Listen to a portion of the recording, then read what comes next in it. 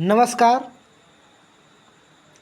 पहला ट्रिक है समाजीकरण पर। पहला ट्रिक है समाजीकरण पर। तो समाजीकरण की दो एजेंसियां हैं।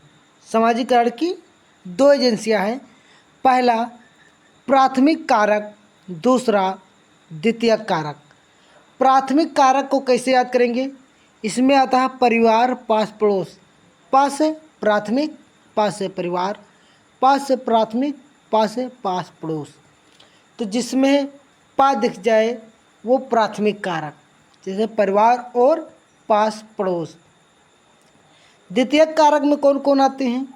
मीडिया, स्कूल, दोस्त, रिश्तेदार, अस्पताल।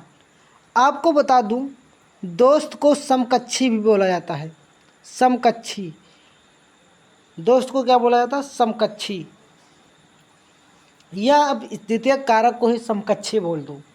बात समझ में आई? तो यहाँ पर एक बात को और नोट करना, जब आप बचपन में होते हो, बचपन की अवस्था की बात कर रहा हूँ, बचपन की अवस्था में, तो वहाँ पर आपकी देखभाल ज़्यादातर प्राथमिक कारक करते हैं। ज़्यादातर नहीं, एकदम क्लियर प्राथमिक कारक ही करते हैं।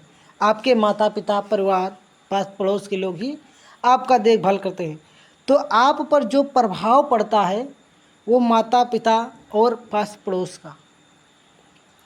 और जब आप किशोरावस्था में आ जाते हो तो वहाँ पर द्वितीयक कारक का प्रभाव पड़ने लगता है। आप अपने दोस्तों की बात ज़्यादा मानते हो अपने माता पिता से ज़्यादा। तो मैं यहाँ पर ये बताना चाहता हूँ कि बचपन में आप पर प्राथमिक कारक का प्रभाव पड़ता है, और किशोरावस्था में जब आप 15 से 18 वर्ष की आयु में द्वितीयक कारक का आप पर प्रभाव पड़ता है, क्योंकि आप अपने माता पिता से ज़्यादा अपने दोस्तों को इम्पोर्टेंट मानते हो, और इस वजह से द्वितीयक कारक ज़्यादा प्रभाव पड़ता है आप पर।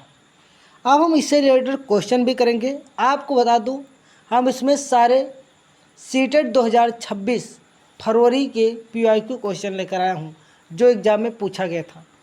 एकदम अपडेटेड क्वेश्चन है और ऐसे ही पेपर में आएगा। और मैं इसमें 30 PYQ लाया हूं और 30 के 30 ट्रिक से है।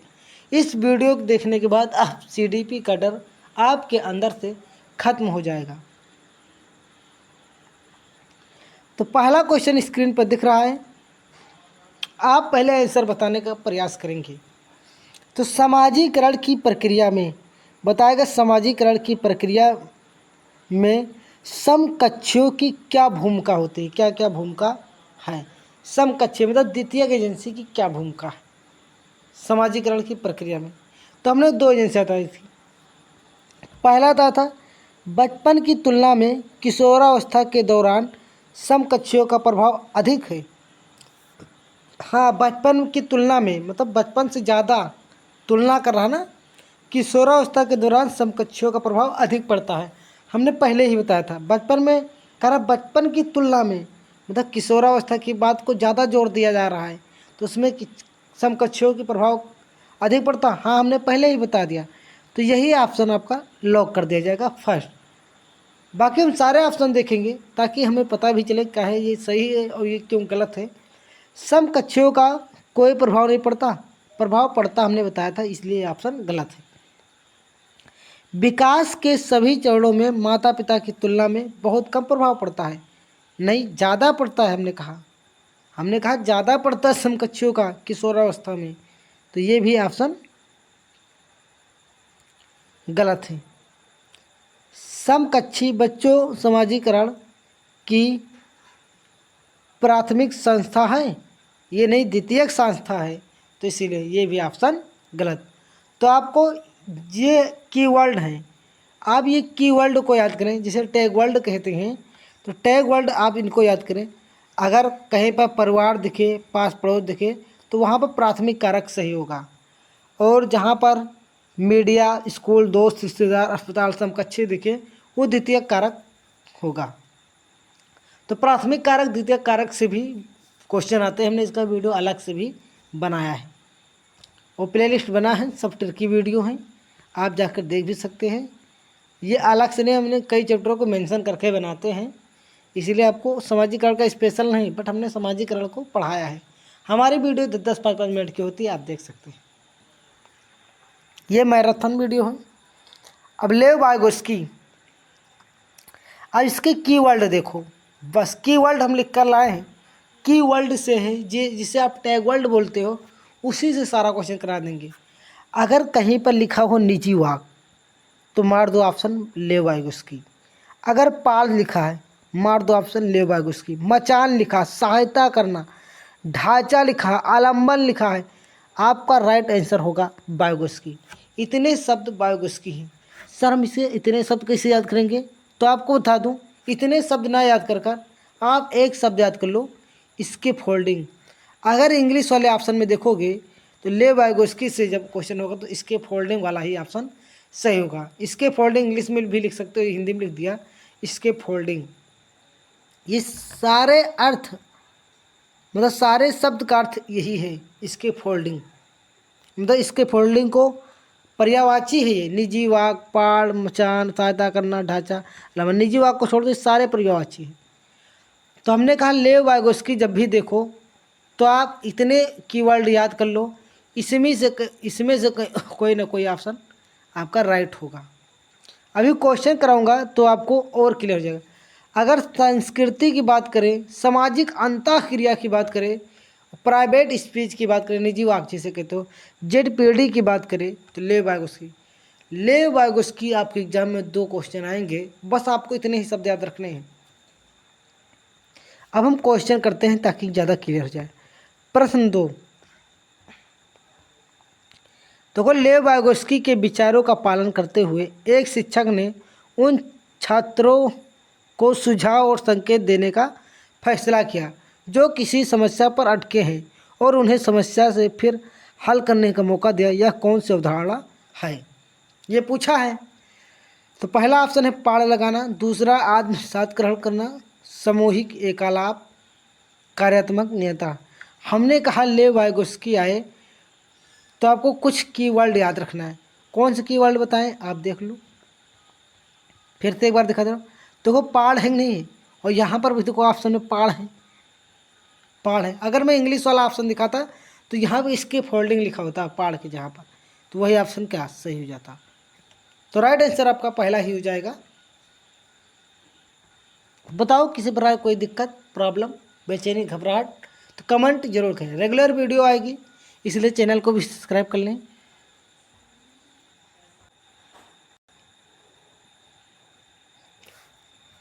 तीसरा क्वेश्चन हमारा है प्रश्न नंबर 3, निम्नलिखित में कौन सी समस्या समाधान की एक प्रभावी युक्ति नहीं है? जब भी आपसे नहीं पूछे तो नहीं को ध्यान रखना। तो नहीं में हमेशा ये नेगेटिव है, नहीं ना, नेगेटिव वर्ड है नहीं, तो नेगेटिव वाला ही ऑप्शन सही होगा। अगर पॉजिटिव क्वेश्चन है तो पॉजिटिव सही होगा। अगर इसमें नहीं लग गया तो नेगेटिव क्वेश्चन हो गया, तो ऑप्शन जिसमें नेगेटिव होगा वही सही होगा।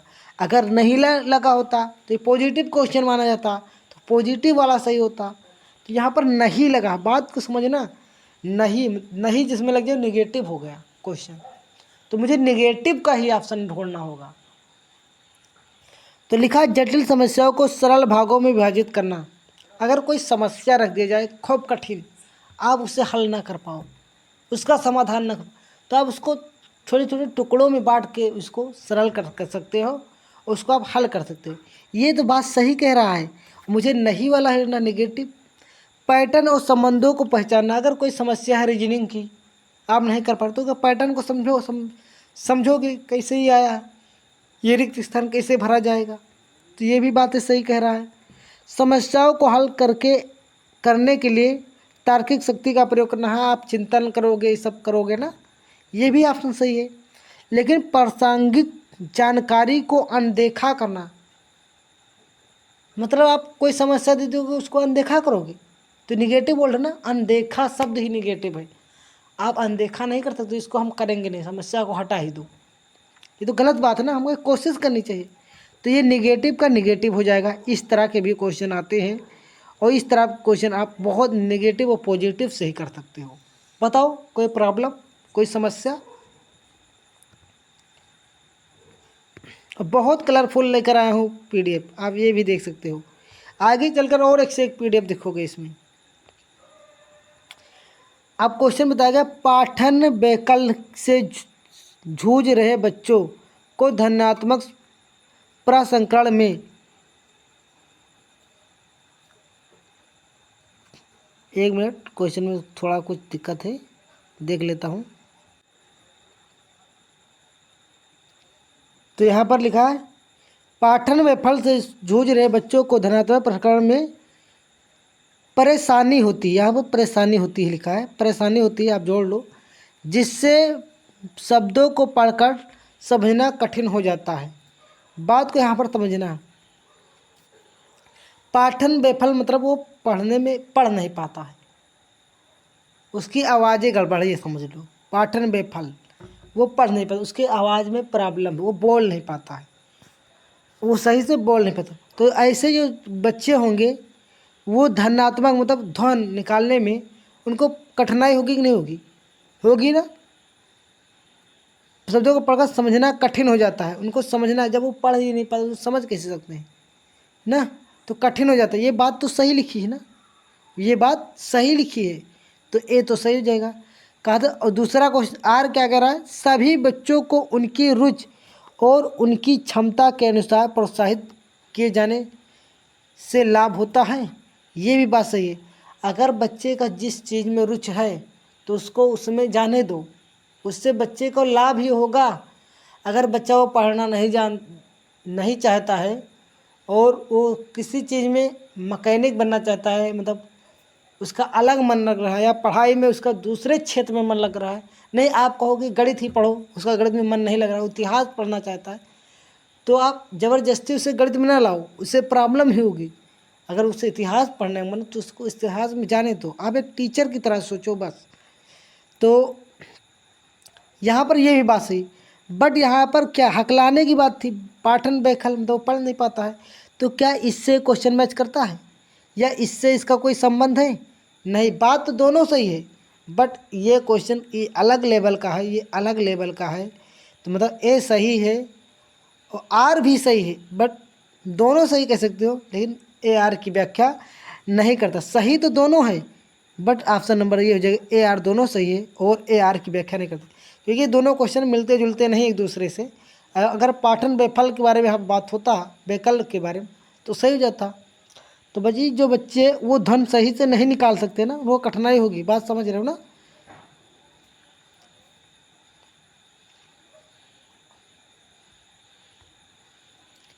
क्वेश्चन नंबर 5 है, कक्षा में शिक्षार्थियों की विभिन्न आवश्यकताओं को पूरा करने के लिए निम्नलिखित में से कौन सी प्रभावी शिक्षण नीतियाँ हैं? कौन सी सबसे अच्छी शिक्षण नीतियाँ?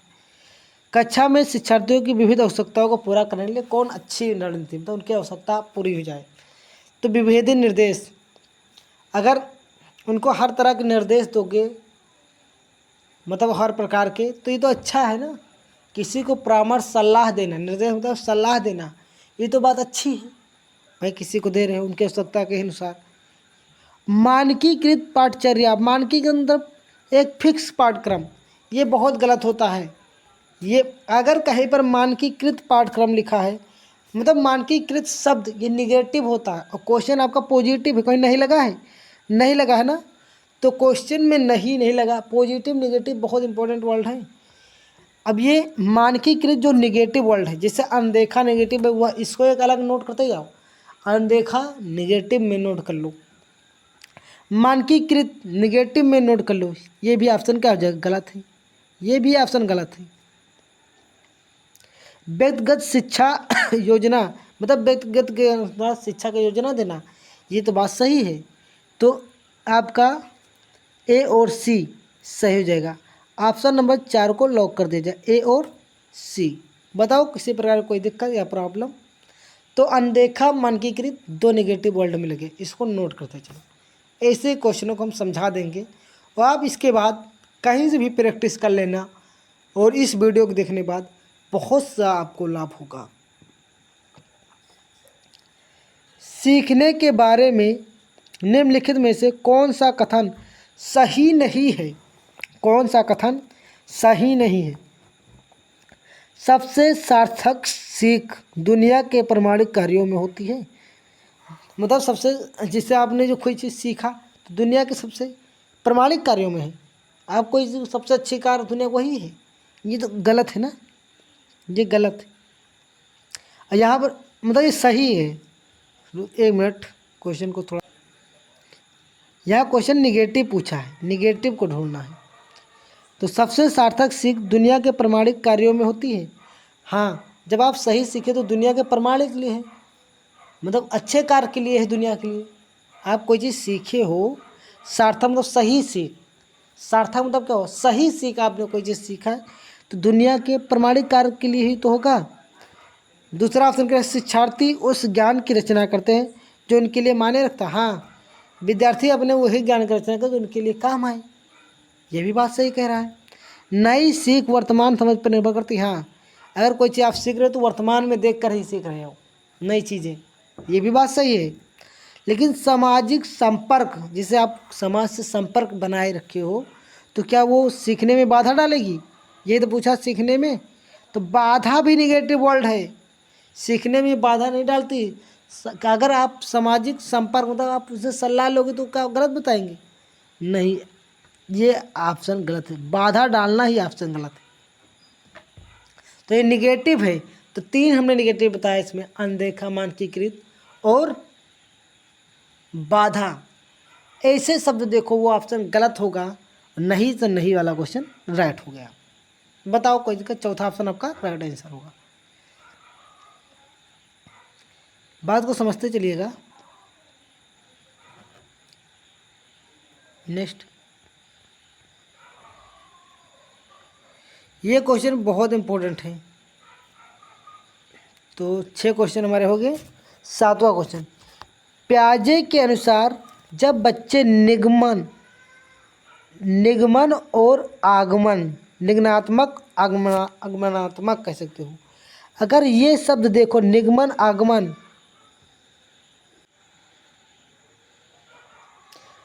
अगर आप निगमन और आगमन देखो तो आपका हमेशा औपचारिक संक्रात्मक, जिसे आमूर्त कहते हैं, आमूर्त, वही ऑप्शन सही हो जाएगा।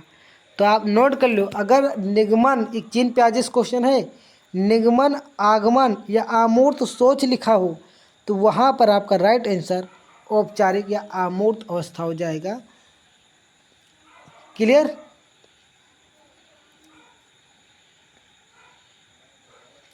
आठवां क्वेश्चन क्या होगा, पूरा ऑप्शन हमने देखा भी नहीं, ऐसे भी बता सकते थे। विद्यार्थी कुशलतापूर्वक और सार्थक तरीके से तब सीखते हैं उनकी प्रतिक्रियाओं, व्यक्तिगत अनुभवों पर ध्यान दिया जाता है, उन्हें महत्व दिया जाता है। बात तो सही है। अगर विद्यार्थी कब सीखेगा, जब कोई क्रिया करेगा और कुछ किया, उसको आप तुरंत डांटने लगो, गलत कर दिया आप, और या उसको फटकाने लगो, तो बच्चा कहाँ करेगा कुछ। अगर वो कोई चीज़ कर रहा है, गलत ही कर रहा है, तो कभी कोई बात नहीं बच्चे, उसके कार्य को सराहना करो, तो बात सही है।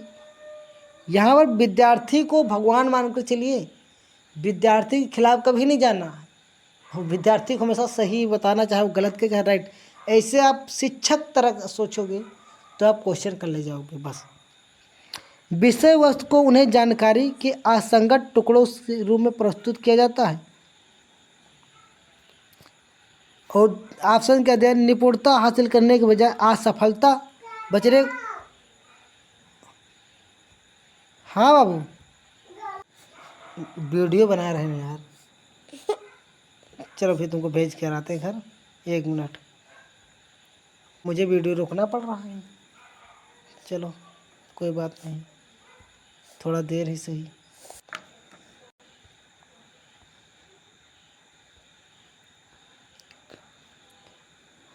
तो निपुणता हासिल करने के बजाय असफलता से बचने पर ध्यान दिया जाए। तो ये बचने या सफलता, सफलता की बात, बचने या शर्म, ये सब बातें गलत होती हैं। आप पढ़ोगे या तो सफल हो गया, असफल, ये सब बातें गलत हैं। जहाँ सफलता और असफलता दोनों की बातें होने लगे, मतलब असफलता बचने पर ध्यान दीजिए, ये बातें गलत कह रहा है। नई अवधारणा पहले सीखी गई वस्तु से पूरी तरह अलग होती है, ये भी बात गलत कह रहा। पहला ही सही है। विद्यार्थी के बारे में सोचो, विद्यार्थी से कौन जुड़ा सवाल है, तो यही आपका राइट आंसर होगा। नेक्स्ट,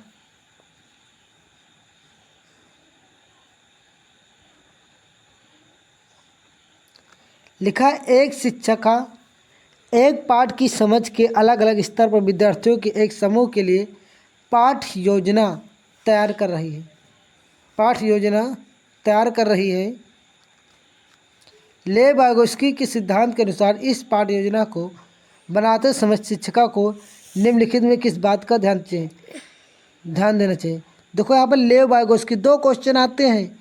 मैंने पेपर ही लेकर आया हूँ, हमने बताया था 2 क्वेश्चन हर बार आते हैं। तो जहाँ पर मदद, सहायता, पाठ और आलम्बन ऐसे वर्ड देखो वही राइट होगा। तो वही ऑप्शन राइट होगा। तो हम चौथा ऑप्शन को पढ़ते हैं क्योंकि बहुत लंबा वीडियो हो जाएगा।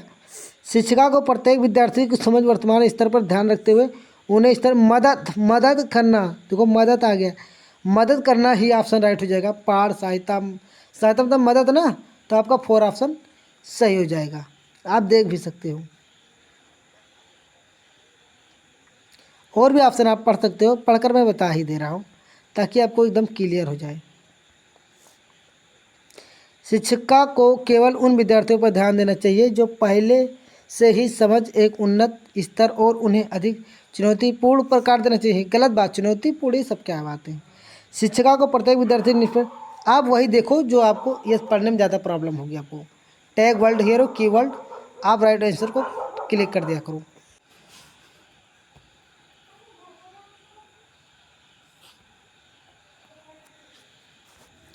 लिखा, एक शिक्षक को ऐसे कक्षा का वातावरण का निर्माण करना चाहिए जहां छात्रों को सीखने की अभिप्रेरणा का मुख्य रूप से किस पर केंद्रित हो। मतलब शिक्षक को कैसे कक्षा का वातावरण करना चाहिए और किस पर केंद्रित हो, ये पूछा क्वेश्चन। तो दूसरों के सामने अपनी काबिलियत साबित करने पर। मतलब कभी भी किसी को ऊंचा नीचा या अपने, ये सब बातें गलत है। शिक्षक कभी ये नहीं चाहता कि आप ऐसा करो। अज्ञानी दिखने की शर्म से बचने पर, आप अगर पढ़े लिखे तो शर्म ये कौन बात है। हमने कहा ये सब बातें गलत होती है।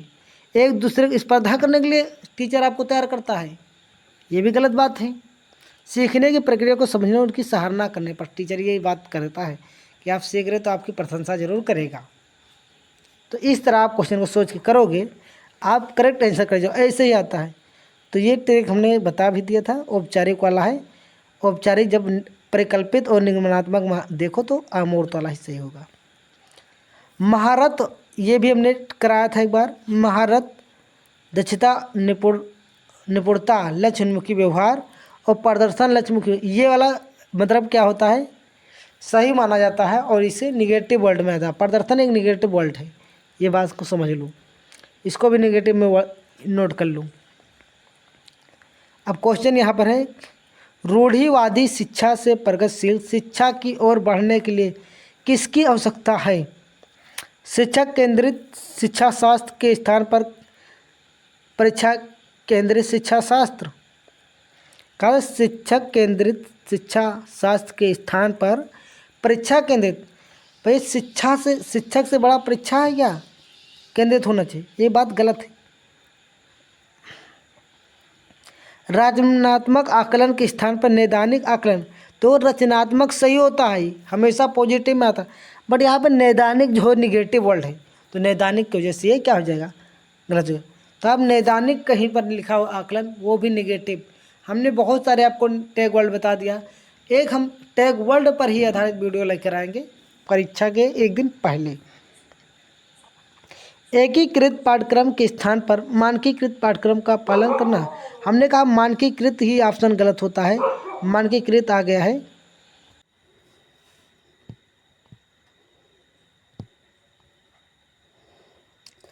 प्रदर्शन उन्मुख लक्ष्य के स्थान पर दक्षता उन्मुख, हमने कहा प्रदर्शन गलत होता है लेकिन उसके स्थान पर कहा था दक्षता। महारत तो मास्टरी ओरिएंटेड मतलब हुआ, ये तो अच्छी बात है। महारत उन्मुख अभी आपको दिखाया था यहाँ पर, अगर मास्टरी ओरिएंटेड, यहाँ तो गोल लिखा है यहाँ पर, यहाँ पर आपको दिख रहा होगा, ये पॉजिटिव में आता है महारत और ये प्रदर्शन निगेटिव, तो इसकी अपेक्षा बताया गया है, देखो यहाँ पर, इसलिए ऑप्शन ये राइट होगा। तो हमने जो ट्रिक सब पहले वीडियो अपलोड है वो भी आप देख लो एक बार और अच्छा हो जाएगा। क्वेश्चन नंबर 12, नई जानकारी सीखते समय बच्चों के यह सुनिश्चित करने के लिए कि वह विषय वस्तु को समझते हैं कि निम्नलिखित कौन सी सहायक रणनीतियाँ हैं। जानकारी को एक बार फिर से पढ़ना, जिससे आप कोई चीज़ नहीं समझ पा रहे हो तो एक बार फिर से पढ़ना, ही तो अच्छी बातें हैं, आपको समझ में आ जाएगा। प्रश्न पूछना और स्पष्टीकरण मांगना, ये भी बात सही है। समझने का नाटक करना, आपको समझ में नहीं आ रहा, झूठे का नाटक करोगे कि सर मुझे समझ में आ गया है, ये तो बात गलत है। तो सी वाला ऑप्शन तो सारे काट दो, इसमें भी सी है, इसमें इस तरह भी करते तो इसमें सी, तो आपका यही तो ऑप्शन सही चला जाएगा। अपने आप नाटक करना ही गलत बात है ना, ए और बी, तो आपका ए और बी दोनों ऑप्शन सही है ऊपर वाले, और नीचे दोनों गलत है। इस तरह भी कर सकते हैं। क्वेश्चन नंबर 13, सीखने के संरचनावादी उपागम के अनुसार सीखना तब सुगम होता है जब कार्य असंगत और व्यवस्थित होते हैं। मतलब कार्य असंगत, मतलब कार्य उससे मिलता जुलता नहीं, असंगत तो शब्द ही निगेटिव है। अव्यवस्थित, व्यवस्थित हो तो सही हो जाता, आ लिखा ऐसे गलत है। क्वेश्चन तो हमारा पॉजिटिव निगेटिव की बात कर रहा था। गतिविधियाँ परस्पर संवादात्मक और सहयोगी होती है, ये बात सही, सहयोगी आ रहा है, सहयोग कर रहा है। विषय वस्तु पृथक और उत्केंद्रीय होता है, ये भी बात गलत कर रहा है। शिक्षा शास्त्र शिक्षक केंद्रित और सांस्कृतिक रूप से पृथक होते हैं, ये भी बातें गलत, पृथक मतलब अलग होते हैं संस्कृति और शिक्षक शास्त्र। तो आपका ऑप्शन नंबर सेकंड ही राइट होगा।